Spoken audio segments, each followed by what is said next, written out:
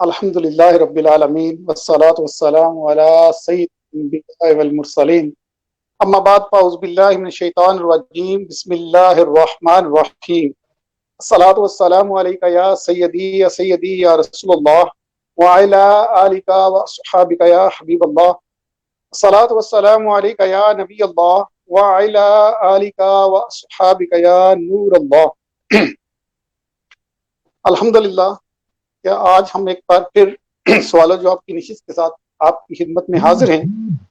امید کرتا ہوں کہ آپ سب خیریت سے ہوں گے اور اللہ تبارک و تعالیٰ سے آپ سب کی خیریت کے لیے دعا گو بھی ہوں کہ اللہ تبارک و تعالیٰ ہم سب کے علم، عمل، عمر اور روزی میں برکتیں عطا فرمائے۔ اللہ تبارک و تعالیٰ ہمیں نبی کریم صلی اللہ علیہ وسلم کا سچا اور پکا عشق نصیب فرمائے، آمین بجاہ النبی الامین صلی اللہ تعالی علیہ وآلہ وسلم۔ اب انشاءاللہ تبارک و تعالیٰ پروگرام کا باقاعدہ آغاز تلاوت کلام پاک سے کیا جاتا ہے، تو میں گزارش کرتا ہوں علامہ سرفراز مدنی صاحب سے وہ تلاوت کلام پاک کی سعادت حاصل کریں اور اس کے بعد انشاءاللہ تبارک و تعالیٰ یہ سلسلہ جاری کریں۔ بسم اللہ۔ اعوذ باللہ من الشیطان الرجیم، بسم اللہ الرحمن الرحیم۔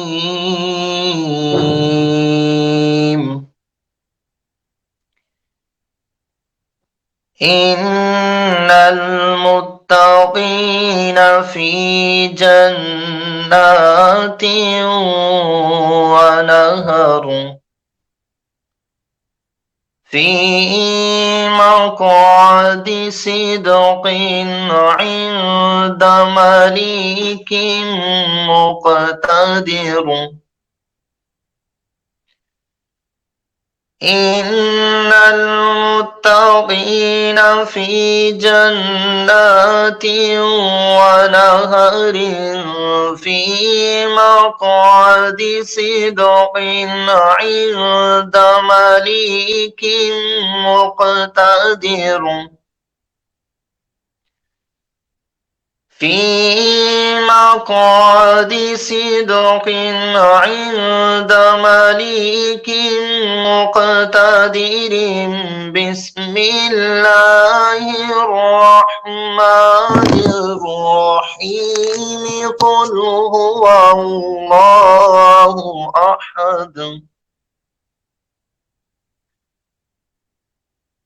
قل هو اللہ احد للہ الصمد، لم یلد ولم یولد ولم یکن له کفوا احد۔ صدق اللہ العظیم۔ ماشاءاللہ، جزاکم اللہ خیرہ۔ انشاءاللہ حضرت علامہ مولانا سرفراز مدنی صاحب تلاوت کلام پاک کی ساتھ حاصل کر رہے تھے، تو اب انشاءاللہ تبارک و تعالیٰ ہمارا یہ جو پروگرام ہفتہ وار پروگرام ہے انشاءاللہ تبارک و تعالیٰ اس کو ہم کنٹینیو کرتے ہیں۔ تو آج انشاءاللہ کچھ عرصے بعد جو ہے وہ قربانی جو ہے اس کے مسئلہ مسائل ہوں گے انشاءاللہ تبارک و تعالیٰ۔ قربانی کا جو دن آ رہے ہیں تو اس حوالے سے آج علامہ صاحب سے گفتگو کرتے ہیں کہ قربانی کے کیا کیا مسائل ہیں اور قربانی کی کیا شرائط ہیں، اور انشاءاللہ تبارک و تعالیٰ یہ عید تک کوشش کریں گے کہ یہ سلسلہ جاری رہے۔ اور ہمارے جو ناظرین ہیں اگر قربانی کے حوالے سے کوئی سوال کرنا چاہیں تو وہ اپنا سوال جو ہے وہ ہمیں کمنٹس کے ذریعے، واٹس ایپ کے ذریعے بھیج سکتے ہیں، تو انشاءاللہ تبارک و تعالیٰ ہم علامہ صاحب سے اس کے بارے میں دریافت کریں گے۔ تو جی علامہ صاحب، قربانی جو ہے یہ اس کی شرائط کیا ہے قربانی؟ الحمدللہ رب العالمین والصلاة والسلام علی سید المرسلین، اما بعد فاعوذ باللہ من الشیطان الرجیم، بسم اللہ الرحمن الرحیم۔ صلو علی الحبیب صلی اللہ تعالی علی محمد صلی اللہ علیہ وسلم۔ جی رستم بھائی، آپ نے سوال کیا کہ قربانی کی شرائط کیا ہیں، تو دیکھیں قربانی کے فضائل حدیث مبارکہ میں بے شمار ہیں، اور اس کے اندر جو ہے حدیث کی کتابوں کے اندر پورے پورے باب موجود ہیں، اور اللہ تعالیٰ نے قربانی کرنے کا حکم قرآن پاک میں اپنے پیارے محبوب صلی اللہ علیہ وسلم کو بھی ارشاد فرمایا کہ انا اعطیناک الکوثر فصل لربک وانحر، یعنی تم اپنے رب کے لیے نماز پڑھو اور ونحر قربانی کرو، یعنی نہر کرو، خون بہاؤ۔ تو قربانی کا اصل مقصد جو ہوتا ہے وہ اللہ کی راہ میں خون بہانا ہوتا ہے. اسی لیے یہ سب کو شرعی مسئلہ یاد رکھنا چاہیے کہ ایسا نہیں ہو سکتا کہ کوئی شخص جو ہے وہ قربانی کے دنوں کے اندر قربانی کی جگہ کوئی اور کام کرے، مثلا اتنی رقم صدقہ کرے یا کوئی اور چیز جو ہے وہ خرید کر تو غربا میں تقسیم کر دے. ایسا نہیں ہو سکتا. کیوں؟ اس لیے کہ مقصد اللہ کی راہ میں خون بہانا ہے.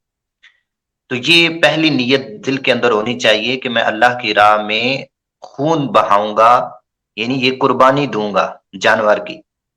تو اس کی جو شرائط ہیں وہ یہ ہے کہ ہر مسلمان مرد و عورت بالغ مقیم، ہر مسلمان مرد و عورت بالغ مقیم جو مسافر نہ ہو اور مالک نصاب ہو، اس شخص کے اوپر جو ہے وہ قربانی کرنا واجب ہے. ہر مسلمان مرد و عورت بالغ مقیم اور مالک نصاب ہو، اس پر قربانی واجب ہے. اب سوال یہ ہے کہ یہ تو ہمیں پتہ چل گیا کہ مسلمان ہونا، بالغ ہونا، مقیم ہونا، لیکن مالک نصاب کا کیا مطلب ہے؟ تو مالک نصاب کا مطلب یہ ہے کہ جس شخص کے پاس 52.5 تولے چاندی یا اس کی مقدار رقم یا مال تجارت ہو، یا گھر میں اور کوئی حاجت اصلیہ سے زائد ایسی اشیاء پڑی ہوئی ہوں کہ جن کی قیمت 52.5 تولے چاندی تک پہنچ جاتی ہو، تو ایسے شخص کے اوپر قربانی واجب ہو جاتی ہے. وہ شخص مالک نصاب ہوتا ہے. اور اسی طرح قرض جو ہے، اگر اس کے اوپر کسی مسلمان کا اس کے ذمے کوئی قرض ہے تو وہ اس میں سے نکال دے گا. تو اب دیکھے گا کہ وہ قرض نکالنے کے بعد اب اس کے پاس اتنی رقم بچتی ہے جو 52.5 تولے چاندی کو پہنچ جاتی ہے. ہاں اگر صرف سونا ہے تو اس کے اندر یہ ہوگا کہ 7.5 تولے سونا ہونا چاہیے. اور یہ جو 52.5 تولے چاندی کا بیان کیا گیا، اس لیے بیان کیا گیا کہ یہ کم نصاب ہے. اور اگر کسی کے پاس مثلا چیزیں ہوتی ہیں تو ان کی رقم جو ہے وہ 52.5 تولے چاندی کو عموماً پہنچ جاتی ہے، کیونکہ چاندی تو 1500 روپے تولہ ہوتی ہے، اور سونا اگر 1 تولہ بھی ہو تو اس کی 52.5 تولے چاندی آ جاتی ہے. تو اس لیے کمی کا نصاب علماء نے بیان کیا ہے. تو اگر کسی شخص کے پاس 1 تولہ سونا بھی ہوتا ہے، جیسے عورتوں کے پاس عموماً سونا ہوتا ہے، لیکن لوگ گھر والوں کی طرف سے بس ایک ہی وہ شوہر قربانی کر رہا ہوتا ہے، والد کر رہا ہوتا ہے، جبکہ عورت کے اوپر بھی قربانی بن رہی ہوتی ہے. اس کے پاس اگر 1 تولہ سونا ہے اور اس کے ساتھ اگر اس کے پاس 500 روپیہ ہے یا 500 یورو یا 500 پاؤنڈ یا 100 پاؤنڈ بھی، 50 پاؤنڈ بھی اس کی حاجت اصلیہ سے زائد پڑے ہوئے ہیں، اور یہ عید کے تینوں دن یعنی 10 ذی الحجہ کی صبح کو لے کر اور 12 کی شام یعنی عصر تک اگر اس کے پاس اتنی رقم آ جاتی ہے جو اس کی حاجت سے زائد ہے، تو 1 تولے سونے کے ساتھ یہ رقم ملنے کی وجہ سے 52.5 تولے چاندی والا نصاب پورا ہو جاتا ہے. لہذا اس پر بھی قربانی کرنا ضروری ہو جائے گی. تو یہ تھی قربانی کی شرائط. اب جس کے اندر یہ شرائط پائی جاتی ہیں وہ دیکھ لے، وہ قربانی کرے. اگر ابھی تک اس نے اس کا انتظام نہیں کیا تو وہ اس کا انتظام کر لے. اور نبی پاک صلی اللہ علیہ وسلم کا فرمان ہے کہ جس کے پاس قربانی کرنے کی استطاعت ہو اور وہ پھر بھی قربانی نہ کرے تو وہ ہماری قربان گاہ کے قریب نہ آئے. تو یہ ایک وعید ہے اور یہ ایک ناپسندیدہ عمل ہے قربانی نہ کرنا. اس لیے نبی پاک صلی اللہ علیہ وسلم نے یوں فرمایا، اور اس کے فضائل تو بے شمار ہیں. نبی پاک صلی اللہ علیہ وسلم نے ارشاد فرمایا کہ قربانی کا جو ہے نا وہ ہر بال اور ہر ناخن اس قربانی کرنے والے کے لیے اس کے بدلے اللہ تعالیٰ اسے نیکی لکھتا ہے، نیکی عطا فرمائے گا. اور قیامت کے دن یہ اس کے لیے سواری بنے گی اور یہ اس پر بیٹھ کر تو جنت میں داخل ہوگا. سبحان اللہ، ماشاء اللہ، ماشاء اللہ. مفتی صاحب، یہاں پہ ایک سوال یہ پیدا ہوتا ہے کہ آپ نے کہا کہ 1 تولہ سونا اور 500 روپے یا 500 یورو، 500 درہم کچھ بھی ہے، تو اس پر قربانی جو ہے وہ، تو اگر بندہ جو ہے قربانی جو ہے وہ نہیں دیتا تو اس کا مطلب ہے وہ پھر گناہ گار ہوگا. جی ہاں، یہ سوال اچھا ہے. دیکھیں، جس شخص نے قربانی نہیں کی اس پر قربانی بنتی تھی، جیسے آپ نے صورت بیان کی ہے، چاہے یہ صورت ہو یا کوئی بھی صورت ہو. اب اس نے اگر قربانی نہیں کی، قربانی اس پر واجب تھی، تو اب ایسا شخص گناہ گار ہوگا اور یہ اس کے سر پہ یہ واجب رہے گا. اب اس کے لیے لازم یہ ہوگا کہ وہ اتنی رقم جو ہے एक बकरी की रकम सदका करे, चाहे वो अब जानवर खरीद कर करे ज़बा या उतनी रकम सदका करे। और अब जानवर अगर ज़बा करता है तो अब वो उस जानवर में से खुद गोश्त भी नहीं खा सकता, जबकि कुर्बानी में तो ये था कि वो सारे का सारा गोश्त भी रखा जा सकता है, लेकिन यहाँ पर अब उसे ये रकम सदका करना वाजिब हो जाएगा और ये फिर फुकरा में ही उसको तकसीम करना होगा। तो अगर किसी शख्स ने अभी तक ऐसा किया है और अब तक उस पर कुर्बानियाँ थीं, वो नहीं देता रहा, अब उसे पता चलने की सूरत में अब वो उतनी कुर्बानियों की रकम उस पर सदका करना वाजिब हो जाएगा। तो ये तो हो गया कि अगर किसी के पास सोना है, ज़ाहिर है मर्दों के पास तो सोना उसकी मलकियत नहीं होता, लेकिन वो बालिग है, तो जिसके जी। पास सोना नहीं है और 500 रुपए या 500 दिरहम या 500 यूरो 500 रियाल हैं, तो क्या उस पर भी ये लागू होगा? देखें, मर्द के पास सोना तो मैंने मुतलकन कहा है ना, चाहे मर्द हो या औरत हो। अब उसके साथ जो है ना, वो जो मैंने रकम बताई है ना, वो मिलाकर तो 52.5 तोले चांदी का निसाब पूरा हो रहा हो, तब उस पे कुर्बानी होगी। मर्द के पास अगर सोना नहीं है तो फिर जाहिर बात, जब उसकी मलकियत में नहीं है तो फिर हम उसको नहीं देखेंगे, हम तो और उसकी रकम को देखेंगे। हम देखेंगे कि उसके पास पैसे कितने हैं, जायदाद कितनी है, घर कितने हैं। अच्छा, बाज़ लोगों के पास 2-2 घर होते हैं और किराए पे लगाए हुए होते हैं, तो अब उस पे भी कुर्बानी हो जाती है। भले उसके पास पैसे नहीं है, लेकिन ज़मीन तो है, जो किराए पे लगाई हुई है। अच्छा, आला हज़रत ने तो फ़तावा रज़िया में यूँ भी लिखा मर्द के लिए कि अगर उसका अपना जो जिस घर में वो रह रहा है, अगर वो घर 4 कमरों पे मुश्तमिल है मिसाल के तौर पे, अब 4 कमरे कमरे उसे सर्दियों और गर्मियों में 2 कमरे उसके लिए काफ़ी हैं और 2 कमरे उसके लिए फालतू हैं। या फिर ये है कि सर्दियों में वो 2 कमरे इस्तेमाल करता है, तो 2 जो है वो गर्मियों में इस्तेमाल करता है, 2 सर्दियों में इस्तेमाल करता है, यानी 2 कमरे उसके फ्री रहते हैं। तो अब उन 2 कमरों की कीमत भी लगाई जाएगी कि जो उसकी हाजत असलिया से ज़ायद है। तो अब भी उस पर कुर्बानी वाजिब हो जाएगी अगर वो 52.5 तोले चांदी को निसाब पहुँच जाता है। और बसा औकात लोगों के घरों में ऐसी चीज़ें मौजूद होती हैं, जैसे औरतों के जहेज़ का सामान होता है जो पूरा-पूरा साल इस्तेमाल ही नहीं होता। अच्छा, 2 फ्रिज पड़े हुए हैं, एक यूज़ हो रहा है, दूसरा यूज़ नहीं हो रहा। इसी तरह वॉशिंग मशीन पड़ी हुई है, एक इस्तेमाल हो दूसरी नहीं होती। तो ये चीज़ें भी साथ में मिल जाती हैं। बसा औकात औरत के पास 1 तोला सोना है और एक जो है जहेज़ में उसको वॉशिंग मशीन मिली थी, वो उसके पास पड़ी हुई है फ्री में। अब 1 तोला सोना तो 90,000 का बन जाता है मसलन पाकिस्तानी करेंसी में देखा जाए। तो साथ में एक वॉशिंग मशीन भी उसके पास मौजूद है। तो ये अंडरस्टूड बात है, 52.5 तोले चांदी वाला निसाब पूरा हो जाएगा, क्योंकि 52.5 तोले चांदी जो है ना, वो तो तकरीबन 70-75 हज़ार की बन जाती है। तो अब उस पर कुर्बानी वाजिब हो जाएगी। अब ऐसे शख्स के लिए अगर वो सोना और मशीन नहीं बेचना चाहती, तो अब वो कर्ज लेकर कुर्बानी करेगी। ठीक है, यानी कर्ज लेकर भी कुर्बानी करनी जायज हाँ, है, तो कुर्बानी करनी जायज़ पड़ेगी। अच्छा, ज़रूरी हो और जाती है। अब ये है नामा साहब कि अगर बंदा जो फर्ज कर लें कि जिसके पास सोना चांदी या चीजें नहीं हैं, तो आप जो मुझे समझ आई है वो ये है कि अगर जो घर का सामान पड़ा है, अगर वो भी जी, उसकी मलकियत जो है वो भी इससे ज्यादा है जो इस्तेमाल नहीं हो रहा, वो सामान जो बिल्कुल। इस्तेमाल नहीं हो रहा और उसकी जो कीमत इतनी बन जाती है कि 52.5 तोले जो चांदी का वो जो निसाब है पूरा हो जाता है, तो उस पर भी कुर्बानी बनती है। जी, ऐसे बिल्कुल ही है? ऐसे ही। बिल्कुल ऐसे ही। ठीक हो गया। अब एक मुफ्ती साहब ये हमारे माशाल्लाह हाफिज जुल्फकार साहब हैं, उन्होंने ये हमारे बड़े भाई भी हैं, दोस्त भी हैं माशाल्लाह, और ये आलिम दीन भी हैं। उनका ये सवाल है कि लामा साहब, एक शख्स यूके में है और वो कुर्बानी पाकिस्तान में दे रहा है, पाकिस्तान में ईद पढ़कर कुर्बानी दी गई, मगर यूके में ईद अभी से नहीं पड़ी, तो क्या हुक्म है? उस बंदे ने ईद यूके में नहीं पड़ी लेकिन कुर्बानी वो पाकिस्तान में दे रहा है, ज़ाहिर है पाकिस्तान में तो ईद हो गई, तो ईद की नमाज के बाद कुर्बानी होगी, तो वो उससे पहले अगर कुर्बानी दे देता है, उसका क्या हुक्म?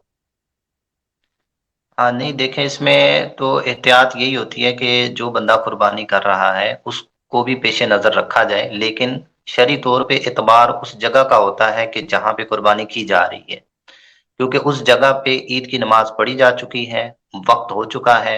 अब वहाँ पे अगर कुर्बानी कर दी तो कुर्बानी जायज़ हो जाएगी। तो जिस जगह पे है उस जगह का एतबार होगा। मसलन जैसे रोज़ा भी अगर किसी शख्स ने रखा, تو اب وہ دوسرے وطن میں، وہ دوسرے ملک میں جاتا ہے، وہاں پہ روزہ نہیں ہے، تو اب اس شخص کے لیے بھی یہی حکم ہوتا ہے کہ وہ عید کرے ان کے ساتھ، اگر عید ہے تو، کیونکہ جگہ کا اعتبار ہے۔ لیکن اس میں احتیاطی تدبیر یہی ہوتی ہے کہ اوورسیز کی جو قربانیاں جیسے دعوت اسلامی کے ادارے کے تحت بھی کی جاتی ہیں، تو وہ عموماً دوسرے دن کی جاتی ہیں تاکہ وہاں پر بھی عید کا سلسلہ ہو جائے۔ ٹھیک ہو گیا۔ اب یہ ہے کہ فرض کر لیں میں قربانی کر رہا ہوں، میں قربانی پسند کرتا ہوں، اور یہاں پہ میری عید کی نماز کی صورت نہیں بن پا رہی، کام کی وجہ سے یا لاک ڈاؤن کی وجہ سے یا کسی بھی وجہ سے میں عید کی نماز نہیں پڑھ پاتا، تو کیا جی اس بارے میں کیا حکم ہے قربانی؟ جی، اس میں قربانی تو میں میں نے کوئی حرج نہیں ہے۔ ہاں جی، جی میں سمجھ گیا ہوں قربانی میں کر رہا قربانی۔ ہوں جی جی، جی قربانی بسم میں کوئی حرج نہیں آئے گا، بھلے آپ قربانی کر رہے ہیں۔ جس طرح دیکھیں پاکستان میں بھی ہوتا ہے، بعض لوگ قربانی کی نماز نہیں یعنی عید کی نماز نہیں پڑھتے، تو وہ بھی اللہ جی قربانی اگر ان پہ ہے تو قربانی پھر بھی واجب رہے گی۔ یہ ضروری نہیں ہے کہ وہ عید کی نماز پڑھے گا تو ہی جو ہے وہ اس کی قربانی ہوگی۔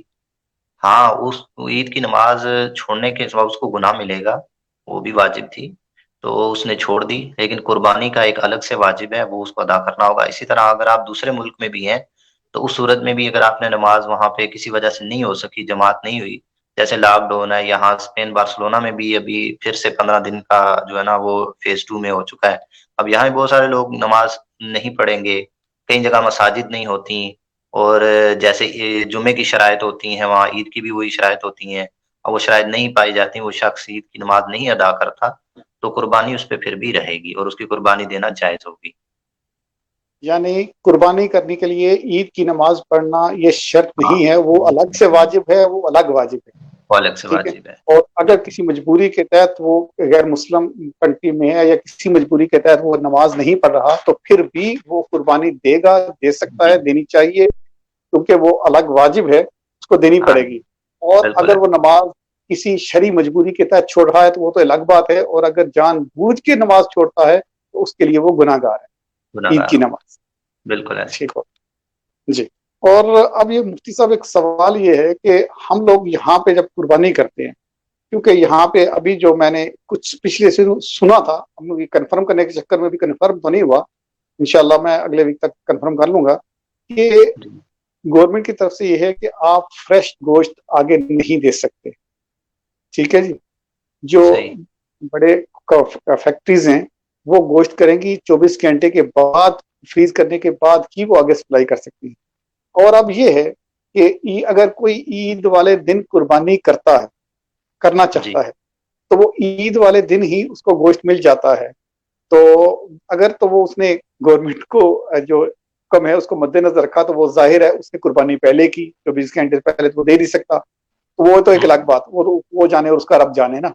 اب مسئلہ یہ ہے کہ جو دوسرے دن کرتے ہیں، جو دوسرے دن ہم نے قربانی کی، وہ ہمیں جی، تیسرے دن جا کے ملے گا، اور جو لوگ تیسرے دن قربانی کرتے ہیں اگر اس کو چوتھے دن گوشت ملے گا، اور چوتھے دن قربانی بے شک اس کی تیسرے دن ہو گئی، اور اگر جی، چوتھے دن قربانی کا گوشت آ گیا اس کے پاس پہنچتا ہے، تو کیا وہ آگے تقسیم کرے گا چوتھے دن؟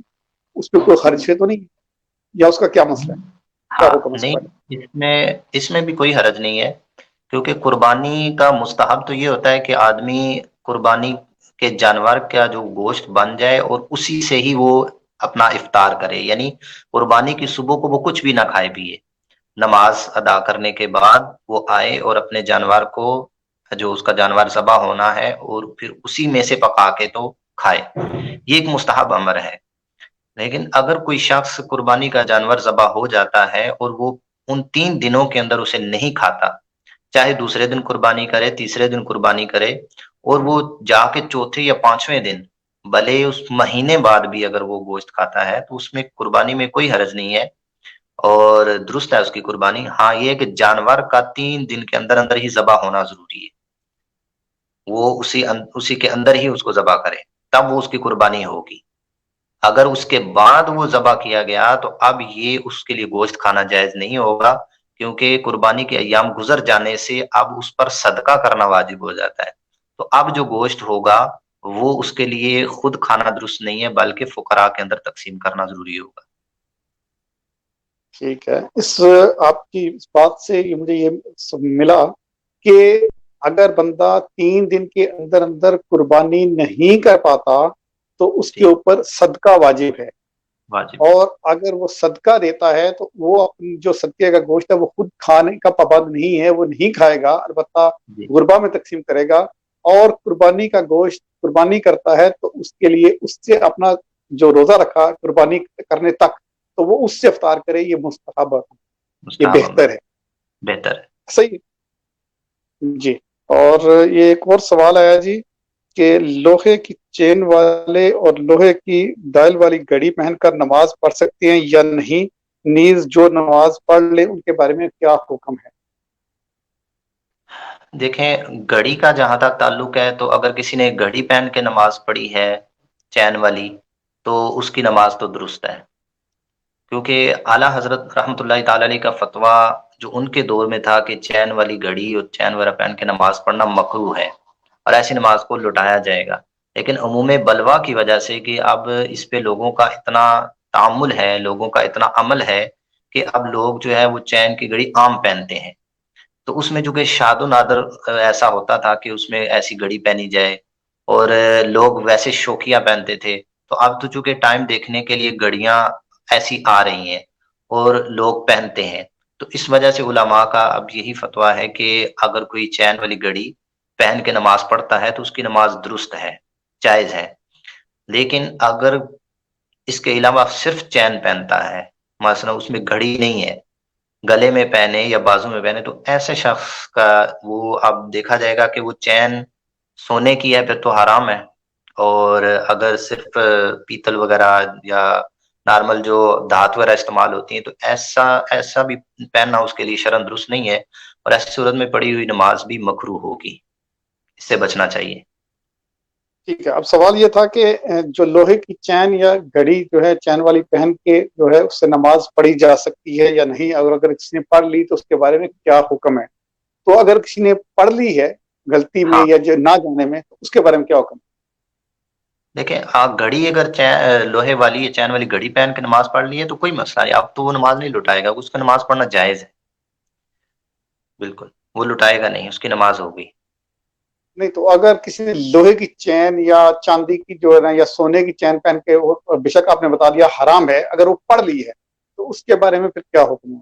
ہاں اب اس کو نماز لوٹانا پڑے گی نا، اس کی قضا کرنا پڑے گی، واجب الادا ہو جاتی ہے نماز۔ ٹھیک ہے، یعنی جی اگر گھڑی کے علاوہ کوئی اور دھات کا استعمال کی جو ممنوع ہے اس جی کے ساتھ نماز پڑھ لی تو وہ نماز دہرانا پڑے گی، اور دہرانا اگر پڑے گی۔ چین گھڑی پہن کے نماز پڑھ لی تو اس میں کوئی حرج نہیں ہے، وہ نماز نہیں دہرائی جائے گی بلکہ اس سے نماز پڑھی جا سکتی ہے، جیسے کہ جی علامہ صاحب نے فرمایا جی۔ تو علامہ صاحب یہ ہے کہ اس کے علاوہ اگر نماز جو بندے اس کے علاوہ نماز کے علاوہ کوئی دھات استعمال کرتے ہیں، مثلا لوہے کی یا چاندی، تو چلو کہہ لیں کچھ حد تک جو جائز ہے مرد پہ، اس سے بڑھ کے تعداد میں پہن لیتے ہیں چاندی، بعض اوقات دیکھا ہے بہت سارے لوگوں نے بہت ساری انگوٹھیاں پہنی ہوتی ہیں چاندی کی، وہ اس مقدار سے بڑھ جاتی ہے، وہ ایک تو مقدار بتا دیجیے گا کہ کتنی مقدار مرد کے لیے چاندی جائز ہے، اور اگر اس سے زیادہ پہنی جائے تو اس کے بارے میں کیا حکم ہے؟ جی اس چاندی میں ہو یہ یا کوئی اور دھات ہو، اس کے بارے ہاں اس میں یہ ہے کہ مرد کے لیے شریعت نے صرف 4.5 ماشے جو چاندی ہے اس اتنی مقدار جو ہے نا جائز رکھی ہے، اور اس میں ایک نگ والی انگوٹھی پہنی جا سکتی ہے، اس سے زائد پہننا یا کوئی اور دھات پہننا، چاہے وہ چین ہو یا انگوٹھی ہو یا بریسلٹ ہو، کچھ بھی ہو، وہ مرد کے لیے ناجائز ہے، سونا ہوگا تو حرام ہوگا، اور اگر اور کوئی دھات ہے تو یہ بھی اس کے لیے ممنوع اور گناہ گار ہوگا۔ اب یہ اگر ایسا کرتا رہا ہے تو اس سے توبہ کرے، اس کو فوراً اتار دے، اور ایسی صورتحال میں جیسے انگوٹھیاں زیادہ پہنی ہوئی ہیں تو وہ انگوٹھیاں بھی اتار دے، اور ایسی صورتحال میں جو نمازیں پڑھی ہیں ان نمازوں کو بھی لٹا دے۔ میں صاحب مجھے یہاں سے ایک بات جو ہے وہ یاد آ گئی کہ میں نے سنا تھا، یہ واللہ عالم یہ اس میں حقیقت ہے کہ نہیں، میں نے سنا تھا کہ کسی صحابی نے سونے کی انگوٹھی پہنی تھی تو نبی کریم صلی اللہ علیہ وآلہ وسلم نے جو ہے ناراضگی کا اظہار فرمایا، تو انہوں نے جی وہ انگوٹھی اتار کے پھینک دی تھی، تو دوسرے صحابہ کرام نے فرمایا کہ اس کو اٹھا لیں تو کسی اور استعمال میں کر لیں، اگر آپ نہیں پہننا چاہتے تو آپ اپنی جو ہے گھر والوں کو دے دیں، وہ اپنے استعمال میں لے آئیں، کیونکہ عورت پہ جو ہے سونا جائز ہے اور مرد پہ حرام ہے۔ تو انہوں نے اس صحابی رسول صلی اللہ علیہ وآلہ وسلم نے بھی پھر جو ہے اس سے اتنی نفرت کی، وہ فرمانے لگے کہ جس چیز سے میرے نبی کریم صلی اللہ علیہ وآلہ وسلم نے نفرت فرمائی ہے میں اس کو اپنے پاس ہی کیوں رکھوں. تو اس طرح کا واقعہ مجھے یاد آ رہا ہے, اور اگر آپ کو اس کے پاس کچھ تفصیل ہے تو وہ بتا دیجیے. بالکل ایسے ہی واقعہ ہے کہ نبی پاک صلی اللہ علیہ وسلم کہیں سے تشریف لائے تو آپ نے وہ ان کے ہاتھ میں یہ انگوٹھی دیکھی تو آپ نے اپنا چہرہ موڑ لیا, ناراضگی کا اظہار فرمایا. تو صحابہ نے جب ان کو بتایا تو انہوں نے وہ انگوٹھی پھینک دی, فرمایا کہ اپنی عورت کے لیے استعمال کر لو یا اس کو اٹھا لو. فرمایا کہ جس چیز کو میرے آقا نے اپنی نظروں سے گرا دیا ہے اب میں اس کو نہیں استعمال کر سکتا. اسی طرح ایک صحابی کا نا اونچا گھر بنا لیا, حالانکہ یہ پھر بھی جائز ہے اونچا گھر بنائے, لیکن ایک وہ تکبر جو ہے نا وہ اس سے آتا ہے کہ عالیشان گھر, اور پھر وہاں اس وقت حالات ایسے تھے کہ دوسروں کے لیے یہ چیز جو ہے اچھی نہیں تھی کہ اونچا گھر بن گیا. تو نبی پاک صلی اللہ علیہ وسلم نے کچھ ناراضگی کا اظہار فرمایا, پوچھا کہ یہ کس کا گھر ہے, تو صحابہ نے بتایا یہ فلاں انصاری کا ہے. تو جب اس صحابی کو یہ خبر پہنچی کہ نبی پاک صلی اللہ علیہ وسلم نے میرا اتنا اونچا گھر بنانا جو ہے وہ پسند نہیں کیا, تو انہوں نے اپنا گھر ہی گرا دیا اوپر سے. تو یہ دیکھیں, یہ ہے جذبہ, یہ ہے اتباع سنت. چاہے کہ چیز جائز بھی ہو, لیکن چونکہ نبی پاک صلی اللہ علیہ وسلم نے ناپسندیدگی کا اظہار فرمایا تو لہذا صحابہ نے اس پر بھی عمل کیا. تو جو چیز ہمارے اوپر واجب ہے اس پر تو بدرجہ اولا عمل کرنا چاہیے. حضرت عبداللہ بن عمر رضی اللہ تعالیٰ عنہ ایک جگہ اونٹنی کے چکر لگا رہے تھے, تو صحابہ نے سبب پوچھا کہ آپ اونٹنی کے چکر کیوں لگا رہے ہیں, تو انہوں نے فرمایا کہ مجھے سبب نہیں پتا میں کیوں لگا رہا ہوں, بس میں تو کسی ادا کو ادا کر رہا ہوں. میں نے نبی پاک صلی اللہ علیہ وسلم کو یہاں اونٹنی کے چکر لگاتے ہوئے دیکھا تھا, تو لہٰذا اتنی سی بھی سنتوں پر وہ عمل کرتے تھے. اور ہم وہ چیزیں کہ جن سے منع کیا گیا ہے ان کا تو ہمارے لیے بچنا ضروری ہے. اللہ تعالیٰ ہمیں عمل کی توفیق دے. اللہم آمین. اچھا مفتی صاحب, ایک سوال آیا تھا کہ جو قربانی کا جانور ہے وہ بے عیب ہونا چاہیے, اس میں کسی قسم کا کوئی عیب نہ ہو. بالکل تو جو ہے ہم پنجابی میں کہتے ہیں کہ وہ بکرا جو ہے اس کو خسی کیا جاتا ہے, تو اس صورت میں کیا وہ جانور جو ہے وہ بے عیب رہتا ہے یا عیب دار ہو جاتا ہے, اور اس کے بارے میں کیا حکم ہے, پلیز یہ تفصیل سے جو ہے اس کے بارے میں بتا دیجیے. دیکھیں, پہلی بات تو یہ ہے کہ ہمیں یہ معلوم ہونا چاہیے کہ عیب کس کو کہتے ہیں. تو آج جن لوگوں کو نہیں پتا وہ آج سن لیں کہ عیب جو ہے کس عیب کی تعریف کیا ہے. تو شریعت میں فقہ کی کتابوں کے اندر اور ہمارے اصول کی کتابوں کے اندر موجود ہے کہ عیب کہتے ہیں ایسا نقص کہ جو تاجروں کی نظروں میں قیمت کو کم کر دے. یعنی چاہے وہ جانور میں ہو یا کسی بھی چیز میں ہو, کوئی ایسا نقص, کوئی ایسی کمی کہ جس کے سبب اس چیز کی تاجروں کے ہاں جو خرید رہے ہیں نا ان کی نظر میں اس کی قیمت کم ہو جائے, اس کو عیب کہتے ہیں. تو اب یہ جو خسی کرنے کا جہاں تک تعلق ہے, تو یہ بکرے کے اندر خسی کیا ہوا یہ بکرے کو فربا کرتا ہے کہ اس سے بکرے کے اندر نا گوشت جو ہے وہ بڑھ جاتا ہے اور وہ لذیذ ہوتا ہے اور اس کی مقدار بھی بڑھ جاتی ہے. تو یہ چیز جو ہے تاجروں کے ہاں ان کی نظر میں قیمت کم نہیں کرتا بلکہ قیمت کو بڑھاتا ہے.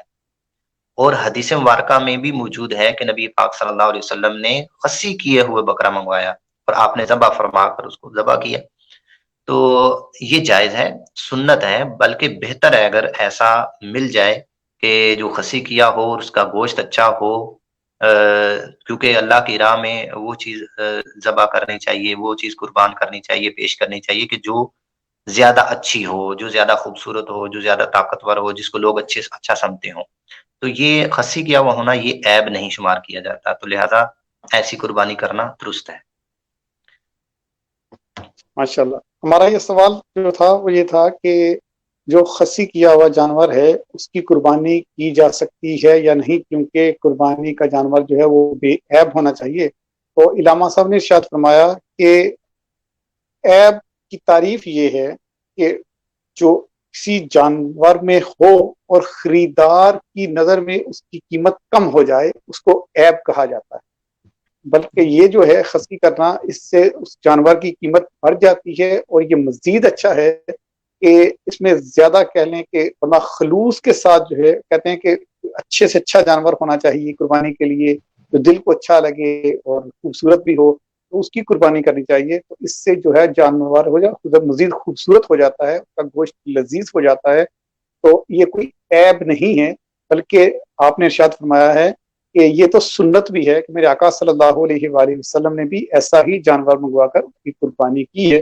البتہ یہ جائز ہے، اور بلکہ جو ایسا کرے گا وہ سنت کو ادا کرے گا، اور بہتر ہے کہ اس سنت کو بھی ادا کرنا چاہیے. جی ایسا ہی ہے جی علامہ صاحب؟ جی بالکل ایسا ہی ہے. اور میں یہاں پہ کچھ وضاحت بھی کر دوں، کچھ عیوب ایسے ہیں کہ جو میں بیان بھی کر دیتا ہوں کہ یہ وہ عیب ہیں کہ جن کی وجہ سے قربانی ناجائز ہوگی. جیسا کہ میرے پاس یہاں پہ کتاب ہے نا در مختار، اس کے حوالے سے لکھا ہے کہ ایسا پاگل جانور جو چرتا نہ ہو، اب یہ ایک عیب ہے، اتنا کمزور کہ ہڈیوں میں مغز نہ رہا ہو، یا پھر اندھا، یا ایسا کانا ہو یعنی آنکھ سے کہ جس کا کانا پن ظاہر ہو، ایسا بیمار کہ جس کی بیماری ظاہر ہو. ظاہر ہونے سے مراد یہ ہے کہ جیسے کانا ہے نا، تو اب اس کی ظاہر ہونے سے مراد یہ ہے کہ وہ چارے کوئی نہ دیکھ سکتا ہو، وہ چل نہ سکتا ہو. بیماری بھی ایسی ظاہر ہو کہ وہ نظر آئے، یا وہ ایک تو ہے نا اندرونی بیماری ہونا. ظاہر ہونے سے مراد یہ ہے کہ سامنے کوئی نہ کوئی بیماری ہو. ایسا لنگڑا جو خود اپنے پاؤں سے قربان گاہ تک نہ جا سکے، جس کی پیدائشی کان نہ ہو، یا ایک کان نہ ہو، ایسے کی بھی قربانی جائز نہیں ہے. اسی طرح جنگلی بکرا یا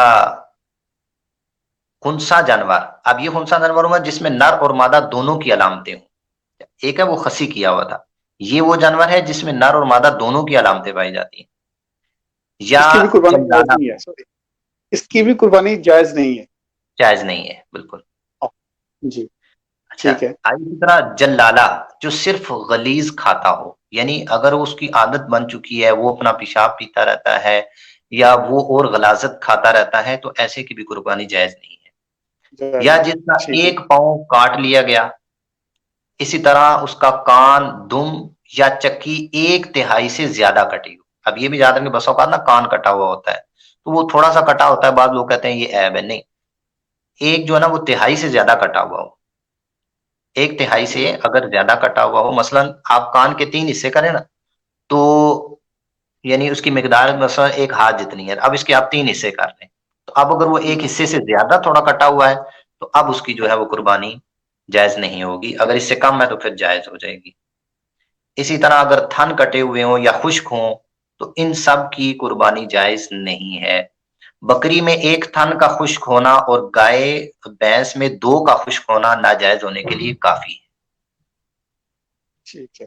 اور اب مجھے ایک اور یہاں پہ سوال پیدا ہو گیا کہ جو بکرا ہوتا ہے اس کے سینگ ٹوٹے ہوتے جی ہیں، یا اس کا کیا لے کے اس میں سینگ نہیں ہوتا، وہ پیدائشی نہ جی ہو وہ الگ بات ہے، لیکن اگر کسی کا ٹوٹ جائے گرنے کی وجہ سے، یا بندہ توڑ دیتا ہے، بعض کا سینگ میں نے دیکھا ہے کٹواتے ہیں لوگ، کٹوا دیا جی. جائے، تو اس کے بارے میں کیا حکم؟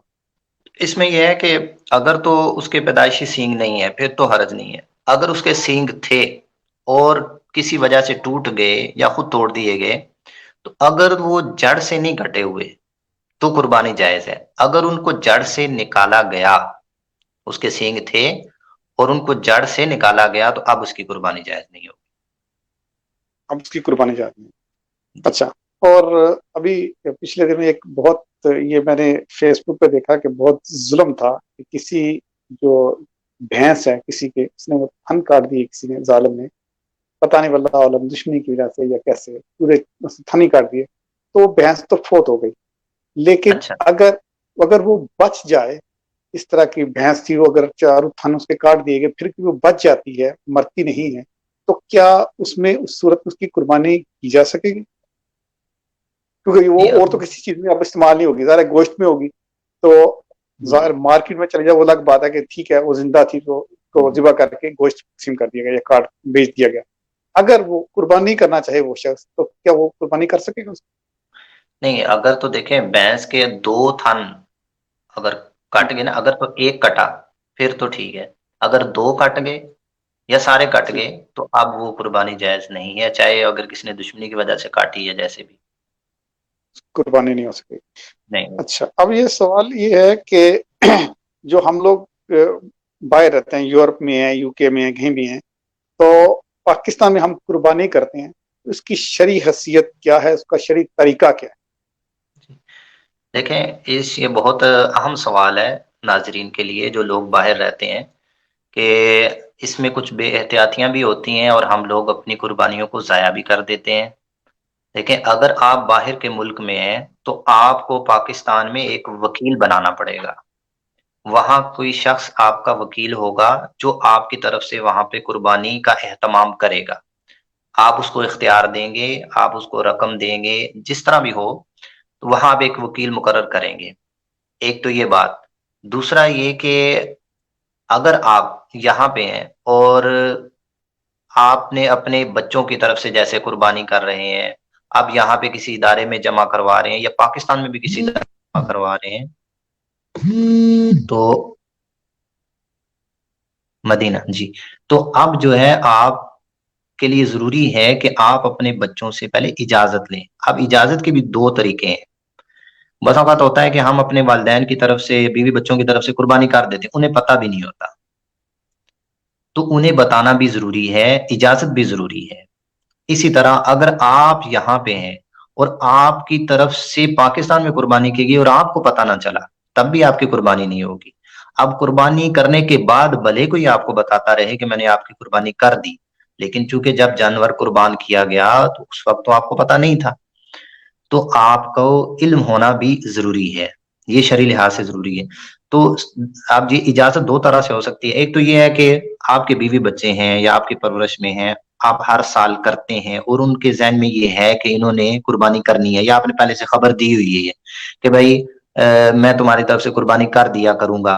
तो ये है एक दलालतन, या घर में आप रह रहे हैं, वो सारे बच्चे भी और बीवी भी देख रही है भाई कि ये पैसे दे रहे हैं, ये मेरी तरफ से भी दे रहे हैं, तो अब आपको सराहतन इजाजत लेने की जरूरत नहीं, क्योंकि उनके इल्म में आ चुका है किसी भी तरीके से। और एक ये है कि उनके इल्म में नहीं आया, तो अब आपको सरी तौर पर उनसे इजाजत लेना जरूरी होगी ताकि उनके इल्म में आ जाए। यानी अगर कोई जरिया ऐसा था कि उन ऐसे ऐसे कराइन मौजूद थे कि उनको खबर पहुंच गई और आपको भी पता है कि उनको खबर मिल जाएगी और वो राजी भी होंगे, तो ठीक है। अगर आपके पास ऐसे जराए नहीं थे, ऐसे कराइन मौजूद नहीं थे जिससे उनको खबर पहुंच सकती हो, तो अब आपको उससे इजाजत लेना जरूरी है ताकि उनकी रिजा पाई जाए और फिर जानवर ज़बह किया जाए। जैसे कि यहाँ पे अब इज्तिमाई तौर पर वेलफेयर मौजूद हैं, जैसे दावत इस्लामी के यहाँ भी इज्तिमाई कुर्बानियों का सिलसिला होता है, तो एक पूरा एक वकालतनामा होता है, उनको फिल किया जाता है, देने वाला, करने वाला, हिस्सा, कौन सा जानवर, वो सारा पढ़ाया जाता है, फिर वकील बनाया जाता है, फिर उनकी तरफ से वहां पे कुर्बानी की जाती है। तो ये है शरई तकाज़ों को पूरा करके कुर्बानी करना। तो इन चंद चीजों का ख्याल रखना इसमें जरूरी है।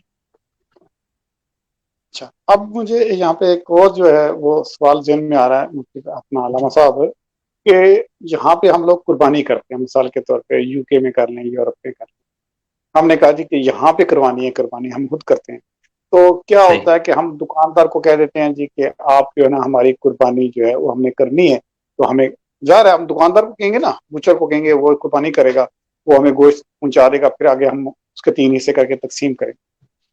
अब ठीक है कि अब ये बताएं कि वो जायज है या नहीं, और अगर वो जायज है तो वो जो कुर्बानी की गई उसकी जो खाल वगैरह होती है वो भी अल्लाह की राह में देनी होती है। जो कुर्बानी का हुक्म है उसके बारे में क्या हुक्म है खाल वगैरह देने का, और दूसरी जो जी चीजें हैं सरक कुर्बानी की, तो यहाँ पे तो उसको बंदे को पता नहीं होता कि वो खाल कहाँ चली गई, क्या हुआ उसका, वो किसी मुस्लिम के पास गई नहीं गई, किसी मुस्तहिक तक पहुंची नहीं पहुंची, तो उसके बारे में क्या हुक्म है, प्लीज ये बता दीजिए।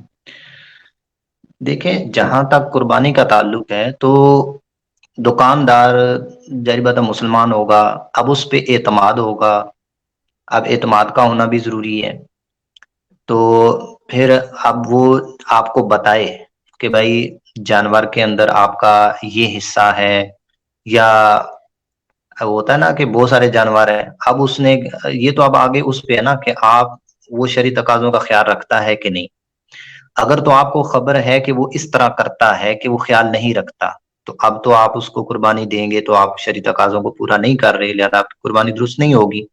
کیونکہ دیکھیں اگر اس شخص نے 10 جانور لائے اور اب اس کے پاس یعنی 70 حصے آ گئے تھے، مثال کے طور پر 70 بندوں نے اس کو دیا، اب 10 جانور بن گئے، تو اس نے جو ہے نا وہ 10 جانور لائے اور لا کر اس نے بس ذبح کر دیے، تو اس طرح تو درست نہیں ہوا. کیونکہ اب اس کو پہلے خاص کرنا پڑے گا کہ اس جانور کے اندر یہ بندہ ہے، اس بندے کا حصہ ہے. اب ہاں اگر بکرا کر رہے ہیں تو اس کے اندر تو اس چیز کی حاجت نہیں ہوتی، لیکن اب بھی اگر کئی بکرے ہیں اور بکروں کی نشاندہی نہیں کی گئی اور ایسے ہی ذبح کر دیے اور بعد میں اس کو دے دیا جناب یہ تمہارا، یہ تم لے جاؤ، یہ تم لے جاؤ، یہ تم لے جاؤ، جس کی مرضی جو مرضی لے جائے، تو یہ درست نہیں ہوگا. کیونکہ اس کے اندر جس طرح بندے کا خاص ہونا ضروری ہے، جانور کا خاص ہونا بھی کیا ہے، ضروری ہے.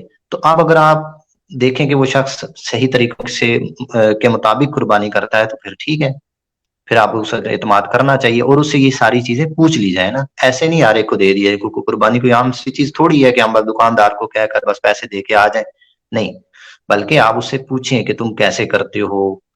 ہاں اگر آپ نے پوچھا، آپ نے اعتماد کیا، اب اگر اس نے غلط کر دیا تو وہ اس پہ آئے گا. آپ کی طرف سے اطمینان ہونا چاہیے، شرعی تقاضے پورے ہونے چاہیے. باقی جہاں تک تعلق کھال کا ہے تو کھال جو ہے نا یہ صدقہ کرنا ہوتی ہے کسی بھی فقیر کو. اگر آپ اپنے مصرف میں لاتے ہیں تو پھر علماء فرماتے ہیں کہ اس سے ایسی چیز بنائی جائے جو باقی رہنے والی ہو. مثلا جائے نماز جو بیٹھنے کے لیے، نشست کے لیے بنائی جائے، یا اس کی کوئی اور بھی صورت، یعنی کوئی کپڑا وغیرہ ایسا بنا لیا جائے جو باقی رہنے والا ہو. یعنی ختم اگر آپ جیسے ایسے آپ نے بیچ کے اس کی رقم آپ اپنے اس میں خرچ کرتے ہیں تو یہ بھی درست نہیں ہے، اس کو استعمال نہیں کر سکتے. اس سے بھی پھر آپ وہ چیز خریدیں گے کہ جو باقی رہنے والی ہو، جس سے مزید مطلب نیکی کے کام کیے جا سکیں، صدقہ جاریہ کیا جا سکے. ادروائز بہتر یہ ہوتا ہے کہ وہ فقیر کو صدقہ کر دیا جائے. ہاں اگر اور کسائی کو بھی نہیں دے سکتے بطور اجرت، بعض لوگ یہ دکاندار کو تو کہہ دیتے ہیں بھائی ٹھیک ہے تم ذبح کر دینا، تو اس کو پیسے بھی دے رہے ہوتے ہیں اور اس کو کہہ رہے ہوتے ہیں کہ بھائی یہ کھال بھی تمہاری ہے، تو یہ بطور اجرت ہو جاتی ہے. اس کو آپ بطور اجرت نہیں دے سکتے، نہ مسجد کے امام کو بطور اجرت دے سکتے ہیں. ہاں بطور معاونت، یا اگر وہ شریف فقیر ہے، غریب ہے، تو اس کو ویسے دینا چاہیں تو وہ آپ دے سکتے ہیں. تو یہ بھی اس سے کنفرم کر لیا جائے کہ کھال پوچھ لیا جائے کہ تم کہاں دیتے ہو، کیا کرتے ہو. تو پہلے ان لیکن چیزوں کا دیکھ لیا جائے. جی لیکن علامہ صاحب یہاں پہ تو یہ دیکھا گیا ہے کہ جو عام لوگ قربانی کرتے ہیں جو کسی تنظیم کے تحت نہیں کرتے، جو خود سے قربانی کرتے ہیں، جیسے بچر کو کہا اس نے قربانی کر دی، تو اب بچر کو تو خود یہ پتہ نہیں ہوتا بیچارے کو کھال کہاں پہ گئی.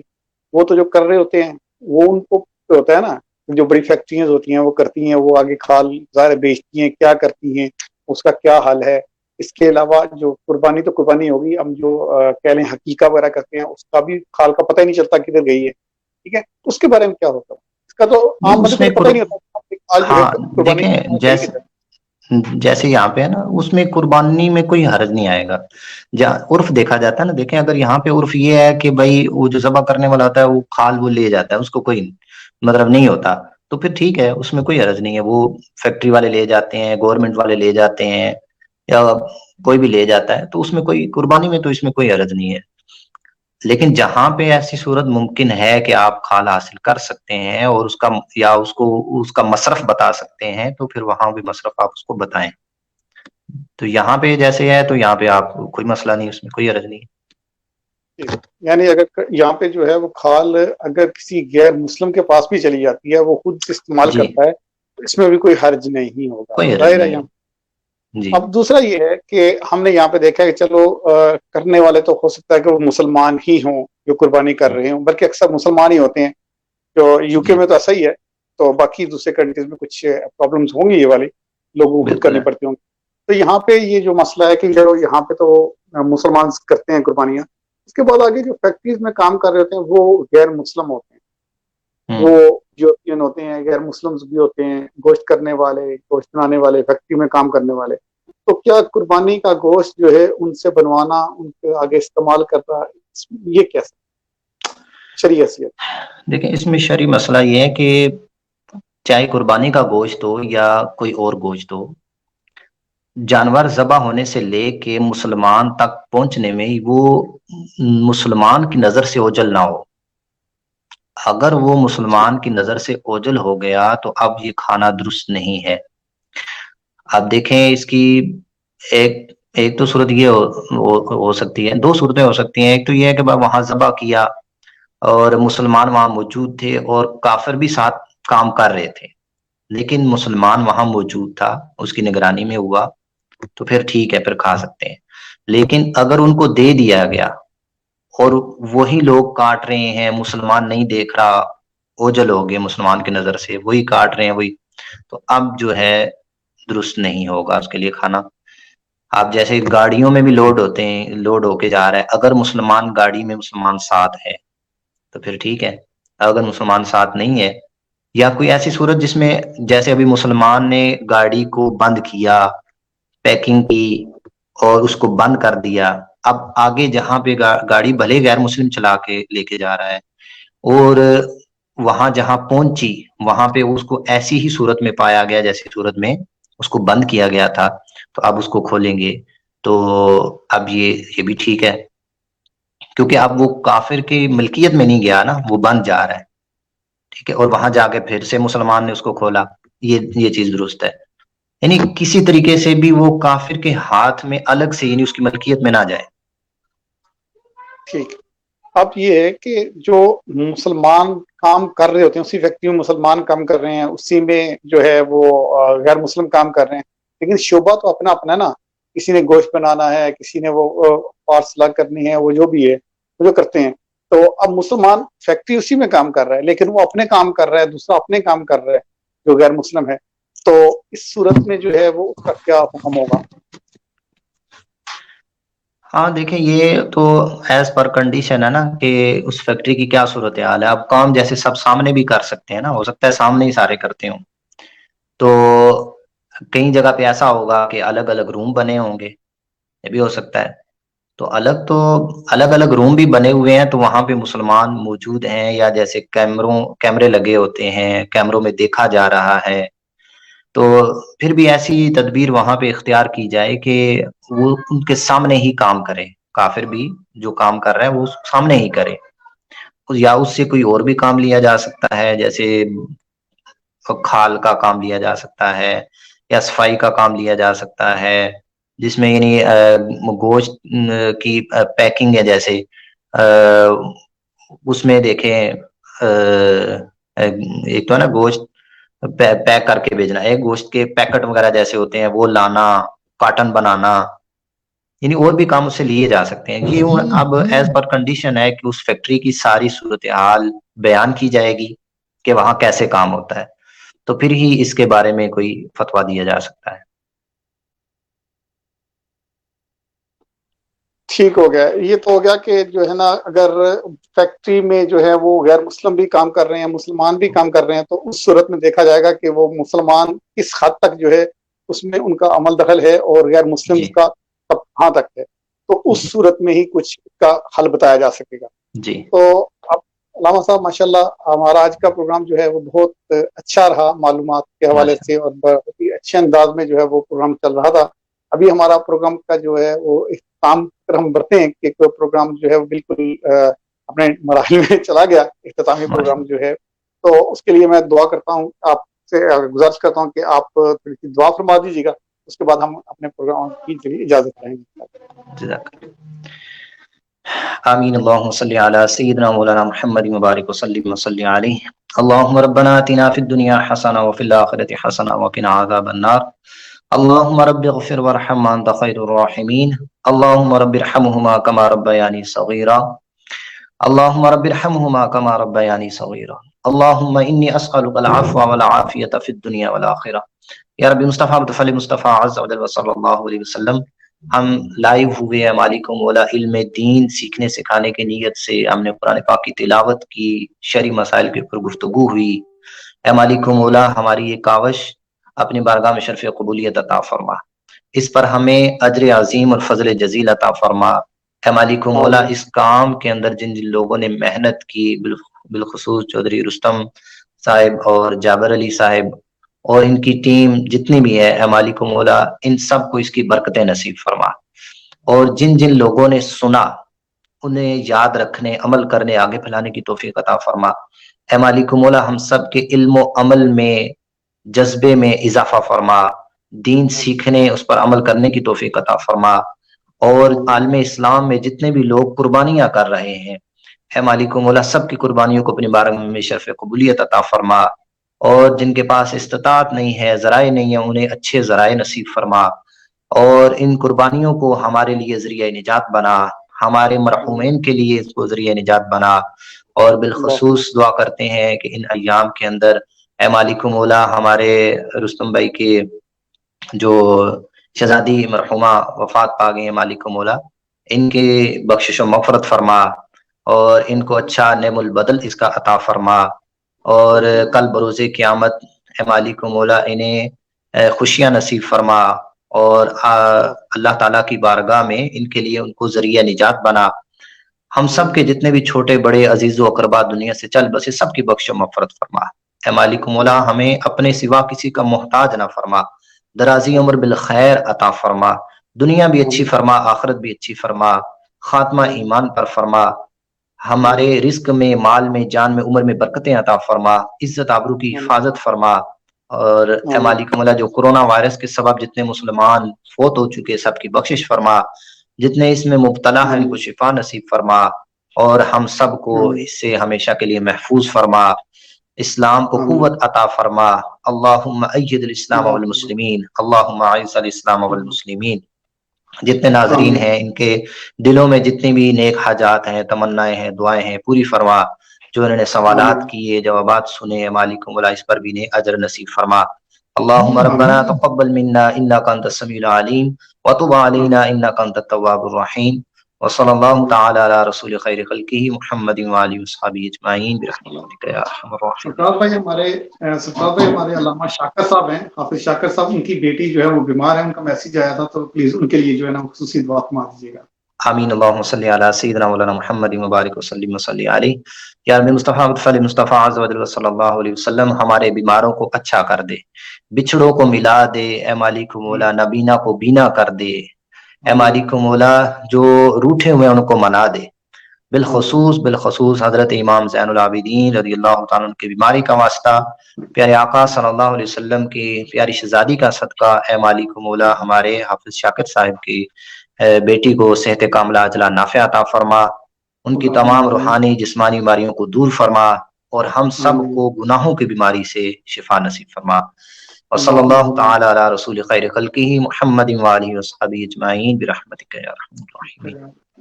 آمین۔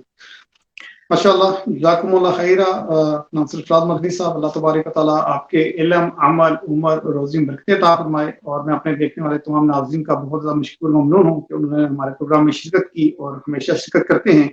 تو ایک گزارش بھی ہے کہ جب بھی کوئی اس طرح کا پروگرام دیکھیں تو اس کو زیادہ سے زیادہ شیئر کیا کریں، کیونکہ جو یہ دینی معلومات ہیں یہ تمام لوگوں تک پہنچ سکیں۔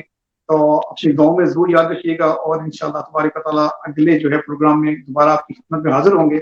اب تک کے لیے اجازت دیجیے گا، اور آپ کا ایک بار پھر بہت زیادہ شکریہ ادا کرتا ہوں۔ اللہ تبارک و تعالیٰ سب کو آمین بجاہ النبی الامین صلی اللہ تعالی علیہ وآلہ وسلم۔ السلام علیکم ورحمۃ اللہ وبرکاتہ۔ وعلیکم السلام ورحمۃ اللہ۔